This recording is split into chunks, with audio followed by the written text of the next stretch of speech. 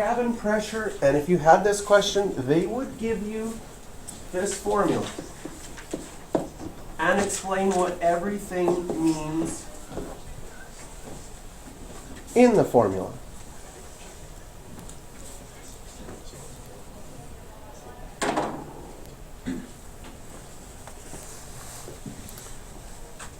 The higher you go, the less pressure there is.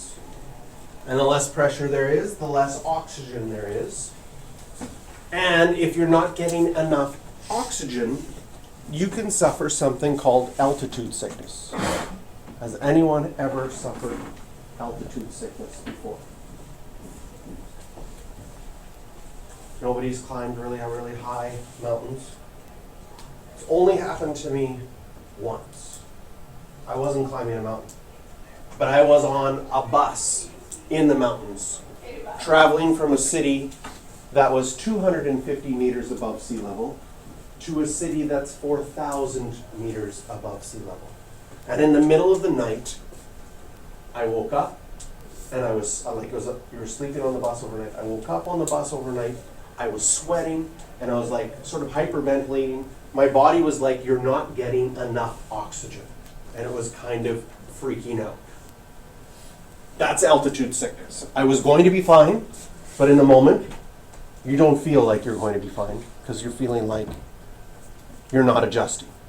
So, I lived in the country of Bolivia, and one of the capitals of Bolivia is one of the only countries in the world that decided to make two capitals. In one of their capitals of the world, their airport is at 4,000 meters above sea level. To put that into perspective, I think there's like 2 or 3 mountain tips in all of North America that are higher than that. And that's where the airport is. So it's in the Andes Mountains, and the Andes Mountains is considerably higher than the Rocky Mountains of North America. And at the top of the Andes Mountains, it's actually quite flat. It's like they made these huge mountains, and at the top they made it flat. And so they have cities up there, even though nothing really grows. Not well, at least. And so La Paz, one of the capital cities of Bolivia, has an airport about 4,000 meters above sea level. And when you fly there and you land, you can suffer from altitude sickness. Because you go from somewhere else where there's like lots of oxygen to high up and a high altitude. And it was really fascinating because the pressure change. When I got up there, like I wear contacts, and my contact lens bottle was just like almost shaking because it was so full of pressure. As soon as I opened the bottle, air like flew out. I had pens that the ink was just pouring out of because the pressure and the inside of the pen was so much more that it was shooting the ink out, and you're like, oh, this is going to wreck all of my clothes and stuff. And the same thing when I flew back, my contact bottle was like someone had sucked out the air and put the lid on. It was like squished in. Your toothpaste thing is like completely squished in. Yeah, toothpaste was like, when I got up to La Paz, you take out your toothbrush and it was like you have an automatic toothpaste dispenser. You just open the lid and out squirted the toothpaste until you had enough because of the pressure change. So, you can suffer altitude sickness if it's less than 70 kilopascals. So let's figure out how high you would have to be to suffer altitude sickness. So we can put in the 70 here, and again, all of these things, not only would the formula be given to you, but all of these things would be explained. Again, is 0.88 on our powers chart? No. So the best we can do to solve this right now is put this into y1 and this into y2. So I'm going to go back to my calculator.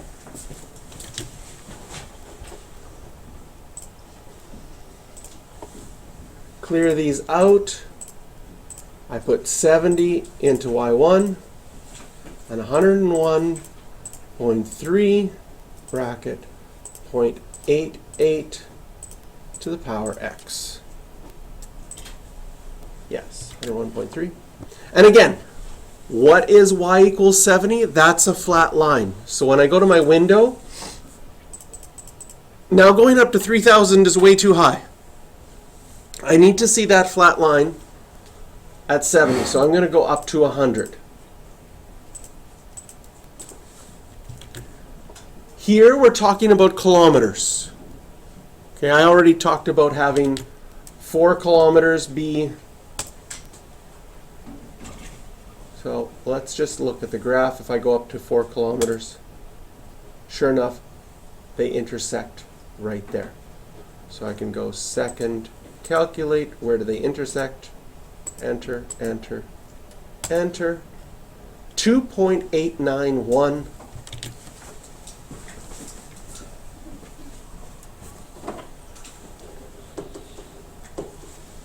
It is a word problem, so we have to make sure we include units.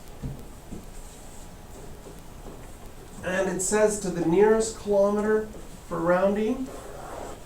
So you could suffer altitude sickness at 3 kilometers or 3,000 meters above sea level. So that airport in La Paz, which is around 4,000 meters above sea level, is 1,000 meters higher than that. So that's significant. It is, I think, the highest international airport in the world. They have a whole bunch of records there. In fact, one of the things that Bolivia likes to do is when they have to play international soccer matches, they're like, we'll play in La Paz. And the other team comes, Brazil comes, they get sick. Oh, and Bolivia beats Brazil. They must be a really good soccer team. Well, and I think there might even be rules now against that, because it's kind of like, almost like cheating. But you have some athletes that do altitude training. They train in higher places because since there's less oxygen, it actually expands their lungs. And then when they go down to play other places, they have more stamina and stuff like that. So kind of interesting in that sense. Okay, question, you can circle number 14.